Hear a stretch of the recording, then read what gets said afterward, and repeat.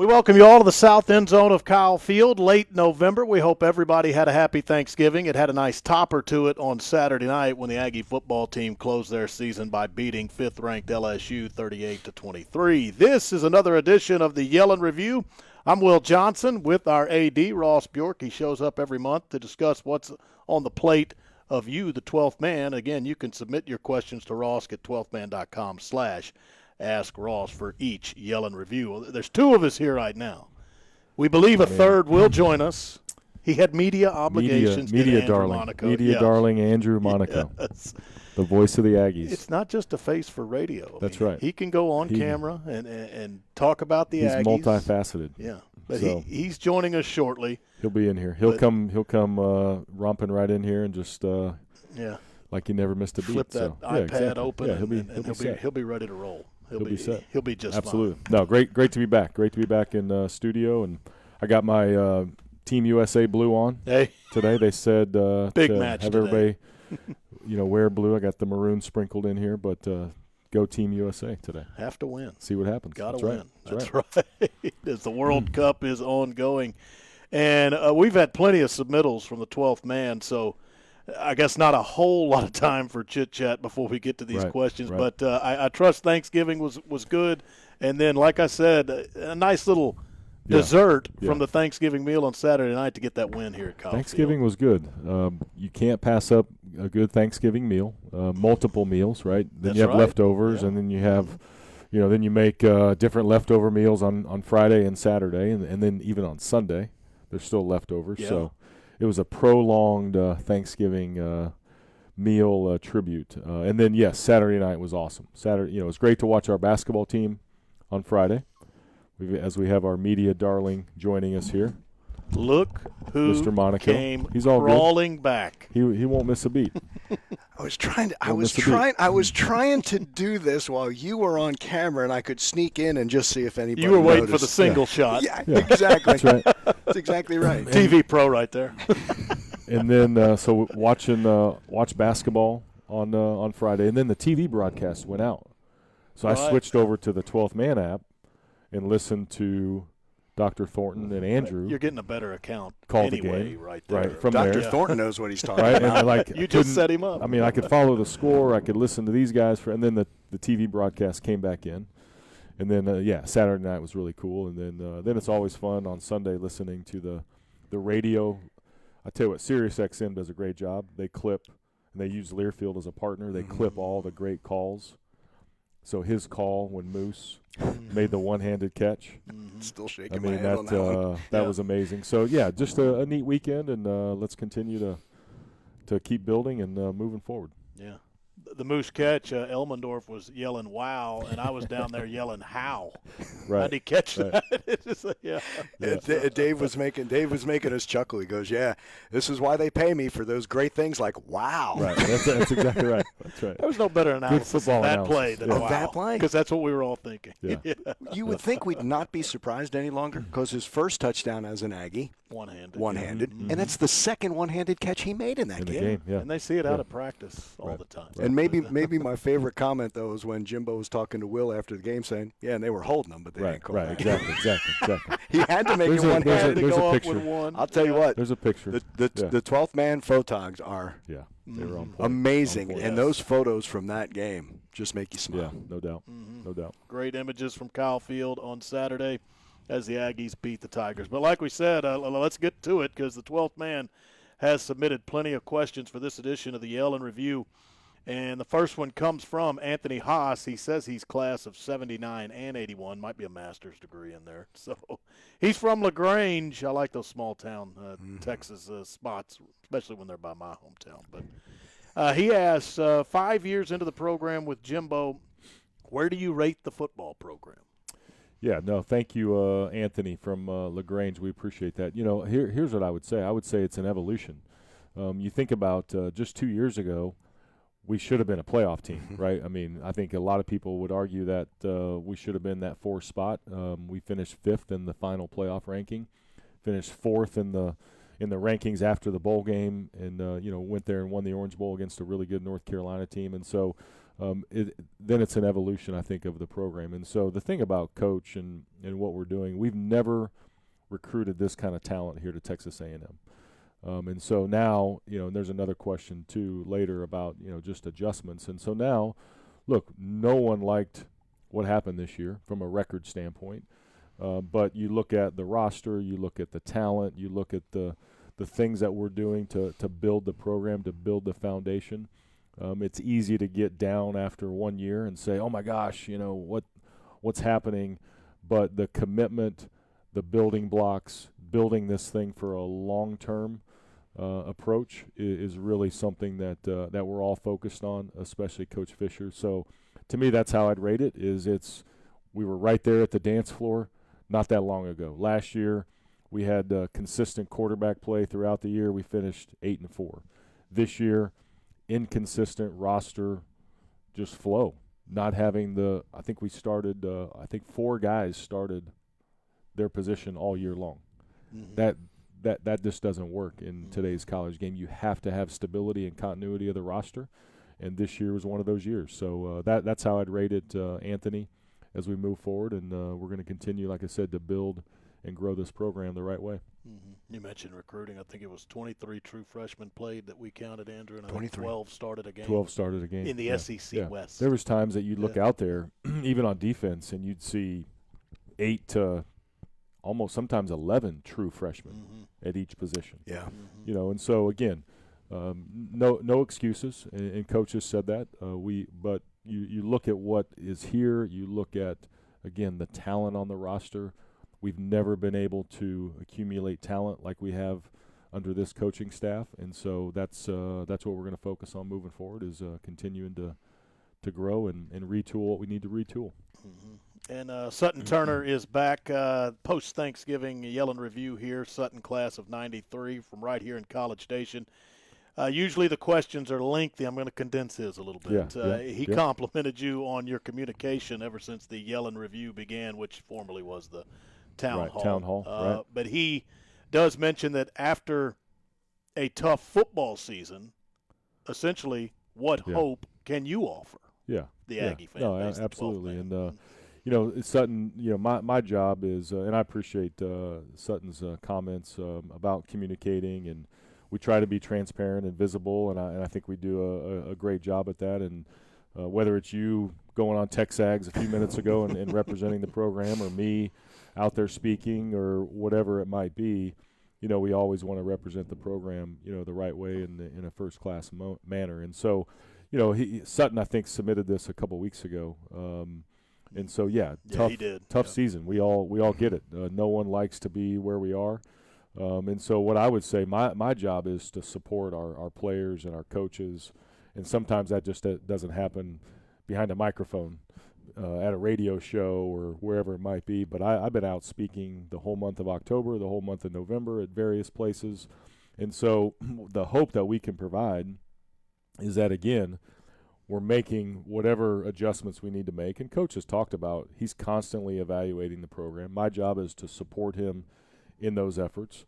There was a change made, right? Monday after we're recording this on Tuesday.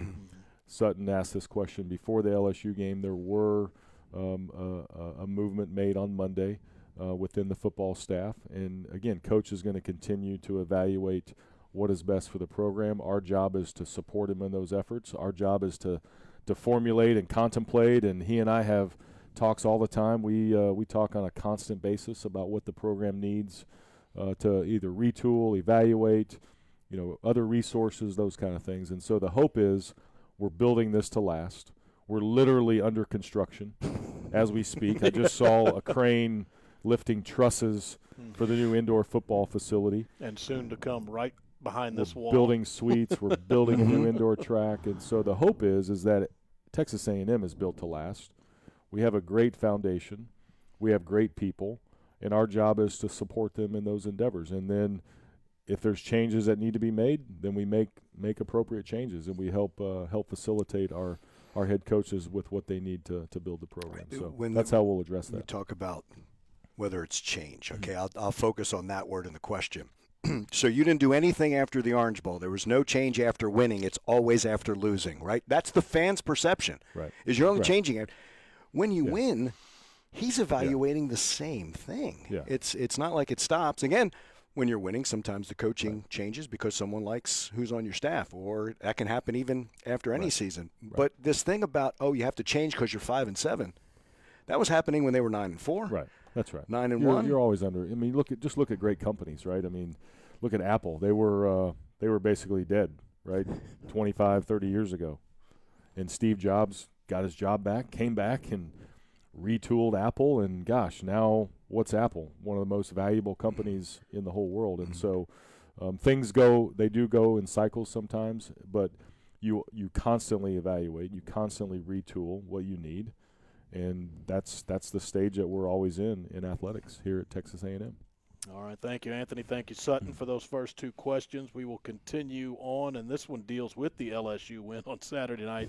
It's from Nolan Moore, class of 22 in Orange, Texas, right by that Louisiana border. And he is asking, what are your thoughts on fans and students storming the field after the LSU game? Also throws in there, why do you believe they stormed the field? Get into the mind of the 12th man of the fans there on Is this why. a psychology class here? Right.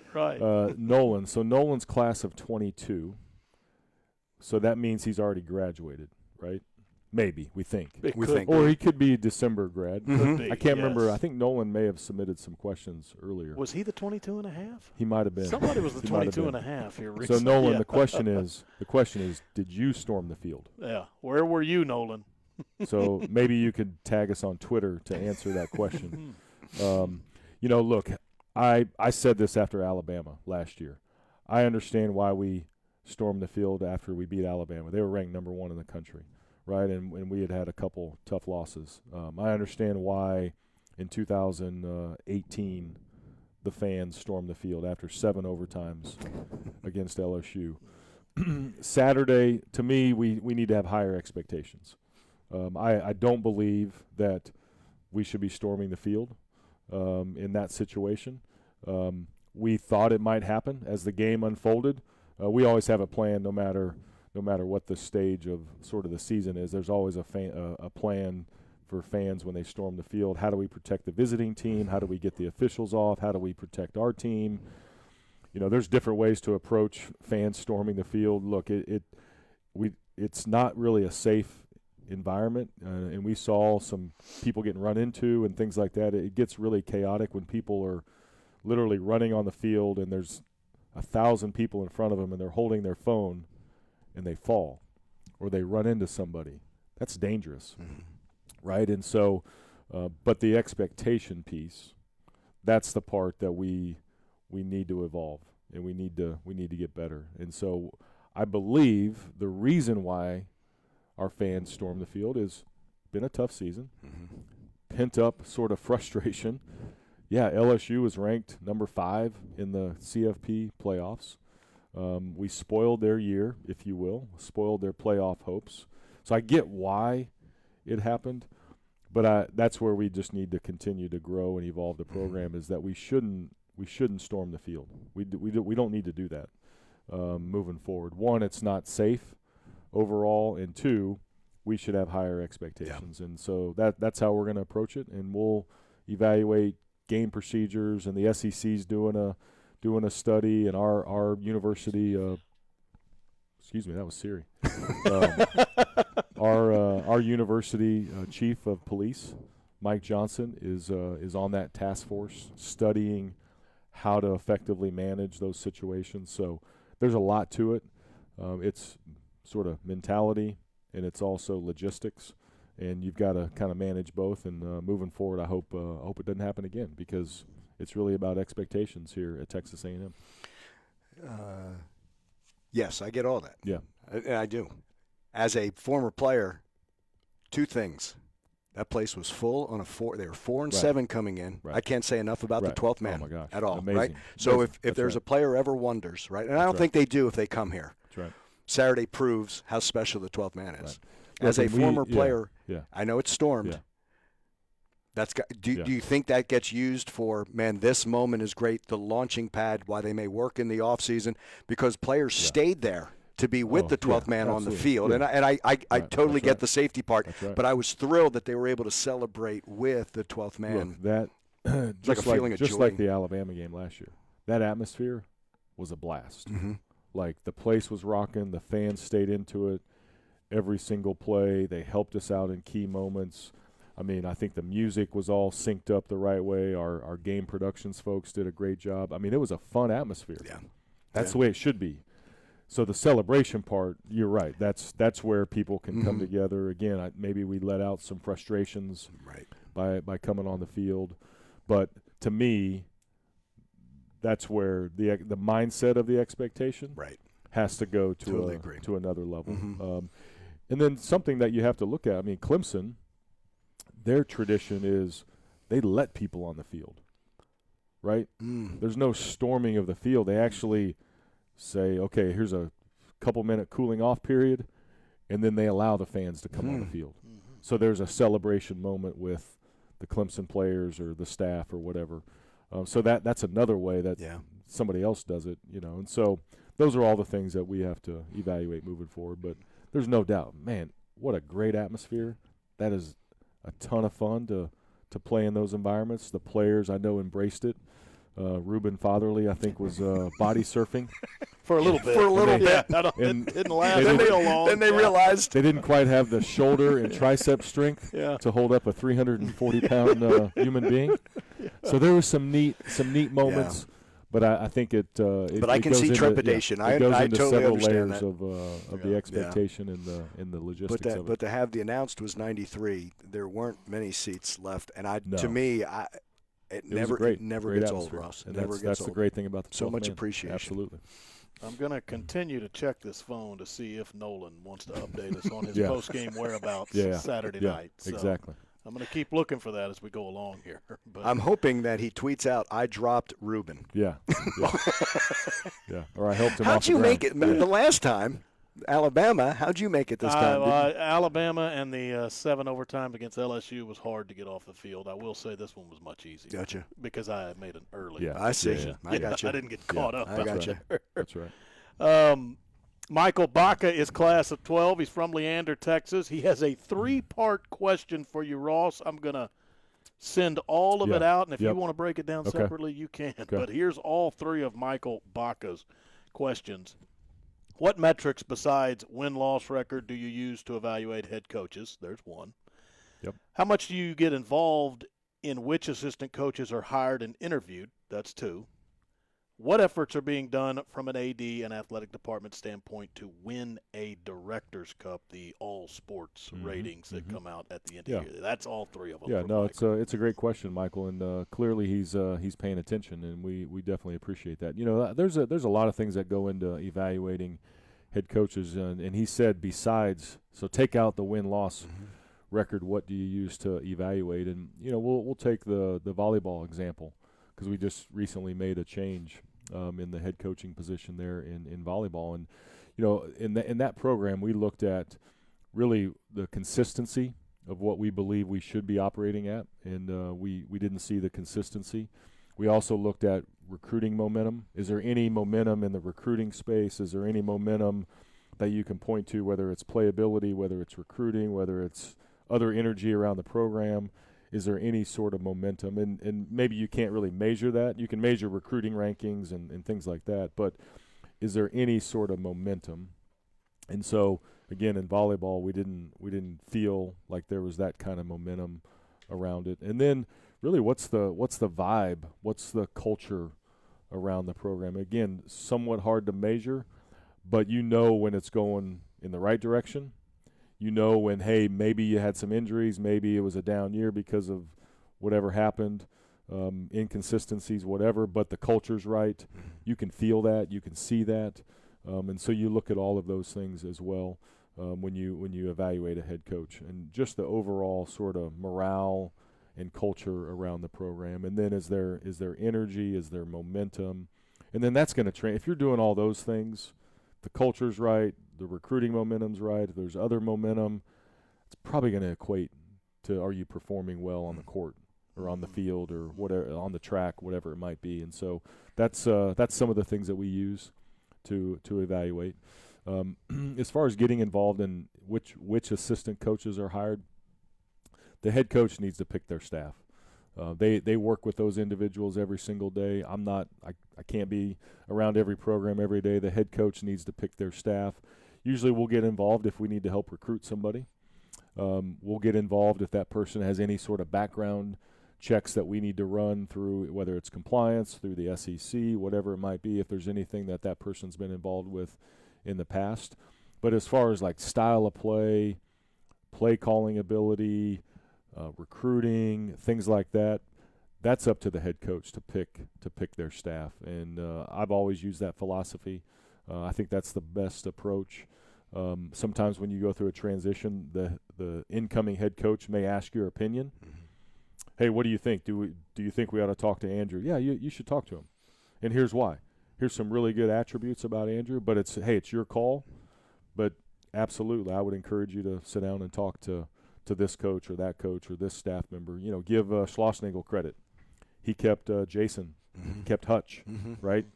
And initially he was thinking about, hey, I've got somebody that I want to bring. And then when he sat down with him, he's like, oh, I've got to keep Hutch, mm-hmm. right? And so those things all play out. And then what efforts are being made? We've hired 5 new head coaches since I've been here. The volleyball will be the 6th. And so we want to make sure we have the right talent from a coaching standpoint to make sure that we get back in the hunt for a Director's Cup. Where can we finish based on the number of sports we have? We should definitely be in the top 12, the top 10.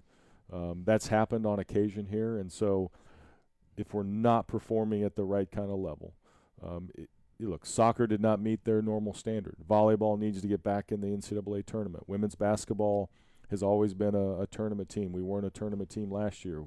We need to get men's basketball back in the NCAA tournament, and we like our team this year.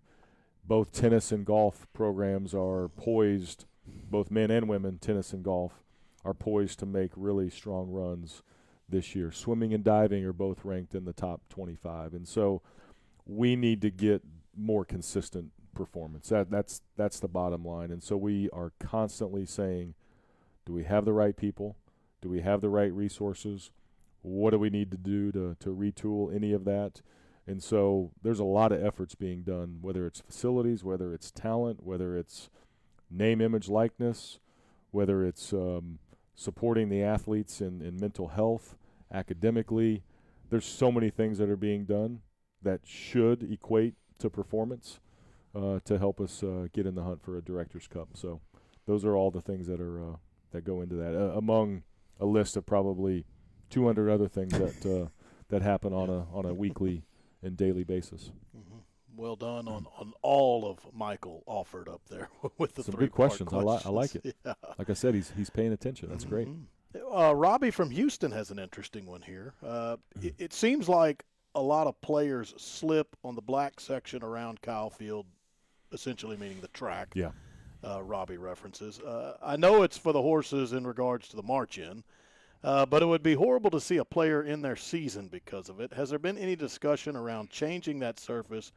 When Kyle Field was being renovated, the grass went all the way up to the walls. It did? It did? Okay. So during the rebuild, he says the grass went all the way to the wall, but he's referencing players slipping on what is essentially the black track that is around Kyle Field.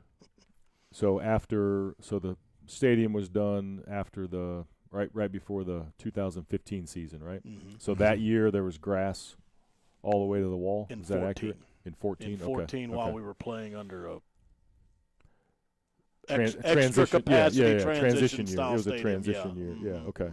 So it's funny. Robbie must be in some of our staff meetings because we've talked about this, and so we're actually having conversations with the Corps about some of their pageantry as well. So those conversations are happening in the off season. We're going to be doing construction inside the seating bowl of Kyle Field. We're adding the suites, which means we're actually going to have a crane on the south end of the field, the playing field. So we're going to tear up the grass due to a crane being on there all the way up to about the 20, 25-yard line. And so in the off season, we want to address the track issue. What the surface will be, we're still kind of evaluating those things, but player safety has to be at the forefront of that conversation. There's also a concrete slip, if you will, around the edge of it as well. Yes. Yeah. Which goes between the grass and the surface that he's talking about, the track surface. Is it part of the drainage? And that can be kind of dangerous too. And so we want to evaluate all of that. And so it's a great point Robbie brings up, and it's something that is on the list, as they say. All right.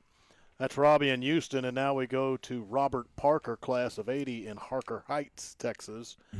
Ross, with the season ticket seat licenses from the total reseating of the remodeled Kyle Field expiring in 2025, this is looking ahead. What is the plan for renewals? Will there be another major reseating of the stadium? And then he throws in here, on another note, can we get Gatorade back in the concessions for next year? Really helped last year in September. Yeah, that's an interesting one. I didn't, I guess I didn't know we were serving Gatorade, and I wonder what we were doing. If that was bottles or if that was a fountain drink, or I'm not sure. So we'll ask Levy to check into that. And Pepsi, Pepsi owns Gatorade, so we're a Pepsi school. As far as the term reseating, those. That may not be the exact term, but obviously, as Robert mentioned, there is going to be those seat licenses expiring. By 2025, that's when Texas and Oklahoma will enter the SEC. We hope that we have an expanded conference schedule. We go from 8 games to 9 games. That decision is still fluid right now, but our vote is for 9 games. So we hope that we almost have a new sort of platform by the fall of 2025. New SEC schedule. If we go to 9 games, we're playing Texas every single year. That first game will be at Kyle Field. We've talked about that. And so I think it's really a chance to kind of rethink all the game experience elements. Ticket pricing, concession pricing, fan experience items before, during the game. Team entrance gets a lot of play, right? We've had lots of conversations about music this year. So not that we'll wait on some of these elements, but I think 2025 gives us a chance to really reset in a lot of ways. And so that's what we're thinking about. That's what we're modeling. We'll have different exercises, and I think we'll do some fan feedback on what some of those things should look like. We mentioned the crowd on Saturday. We didn't have a full capacity. Right. It was a great crowd, but we always sell those upper end zone seats. Those are the last tickets to go. How do we look at those ticket prices? How do we get those seats in the hands of people on a more frequent basis? And so those are all the things that we want to really map out as we go into a new SEC model, if you will, around football. So there's a lot to it, Robert, and kind of film at 11, right? News at 10. Stay tuned, because over the next couple of years, there's going to be a lot of things that I think we need to address and evaluate and make some changes on. All right. First thing I thought about when you said the Gatorade, especially if it's a night game, Gatorade plus a banana and Tylenol. Usually the hangover cure, right? But it could have been just for hydration. Gatorade, maybe that's just me. Gatorade to balance the 12th man lager. Oh, right? He could. I mean, in and out. It's just have a beer, have a Gatorade, hydrate. And that's something that one. We have the walk in, the march in, march out, the walk in technology. How'd that go this year? It went great. Great. The numbers were great. It didn't affect other concession stands. And so hopefully, again, by 2025, hopefully we can have more of that kind of technology where it's easy to access things like Gatorade, things like pretzel, beer, hot dogs, those kind of things. So very efficient. Absolutely. One more to go from the 12th man here, and it comes from Colin Rosser, class of 23 from Kingwood, Texas.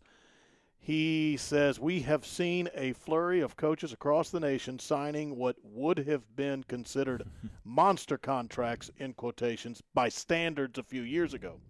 How do you as an AD handle the rapid contract inflation and seemingly higher risk associated with that increase? Yeah, that's a great question, Colin. And he must be a sport management major, class of 23. Possibly business, maybe business. Contract negotiation major. There's no doubt that I'd say the last 2 to 3 years that the numbers are getting really large in these contracts. And the way I would say it is, one, it's market driven. Two, if you believe in the person that you have, that person needs to have security, needs to have, stability within the university structure, and usually that comes in the form of contracts. Like it or not, that's the protocols that we have. Is you have a contract that provides security, that provides the coach with belief and faith that, hey, the university believes in me, and so if you have the right person, then to me, where does your program fit in the total landscape? How do you view that particular coach? What is the market dictating, if you will, in terms of the coaches' contracts? And so we're fortunate here at Texas A&M that we have unbelievable support from the 12th man, our fans, our donors, the university administration, that if we believe in whether it's hiring Jim Schlossnagel, whether it's extending Jimbo's contract, hiring Joni Taylor, whoever it might be, look, if we believe in somebody, then we need to make the right kind of commitment. And so it's a balance as you go through. We can't exceed our means, right? So here's a budget, but also how do we make sure that we're invested at the right level? And so that's how we've approached it. There's all kinds of data, and we get comparable contract information, and we're doing that in the volleyball world right now. We're studying the landscape of where do coaches sit and where do salaries sit, and all those kind of things, and you're constantly doing that. And so that's how we approach it as we go into this world of escalating growth around college athletics. And the numbers, they're not getting smaller. We'll have more revenue when the SEC expands, when we get our new ESPN contract, when the college football playoff expands, there's going to be more revenue in the system. And how do we manage that? How do we balance that? Those are all the things that we constantly deal with. All right, that is the line of questioning from the 12th man today, and I am still without an update from Nolan Moore on if he was on the field. We'll Saturday get him. night or not. Clearly, Nolan watches. So maybe he'll watch the recording of this, and then he'll get with us. If he replies to us, we'll let everybody know. Nolan, you're not going to get in trouble. Yeah, that's not. Don't worry about. It's for research purposes. Yeah, that's right. We just want to know. He's a data collector. We've learned that a long time ago. We just want to know. Ross needs all the information before moving forward. That's right. Nolan's whereabouts would help with that. But quick programming note before we go. Next month, December, Christmas holiday. We will not be here for the Yellen Review in this studio for December. We will return in late January with the next Yellen Review, and that's an important time. Right around that date, you'll be at the NCAA convention. Spring sports are going to be cranking up with that semester, and still working through SEC scheduling models in the future. So late January. Construction projects are going to be at another level. There'll be a lot to update in January. So thank you, guys. Happy holidays. Happy holidays. Absolutely. And to all you Aggies out there, our thanks to our producer, Matt Simon, our director, Thomas Burns, and our technical director, Chris Brogdon. That is another Yellen Review from the south end zone of Kyle Field. Hope you had a happy Thanksgiving. Happy holidays coming up. Gig 'em.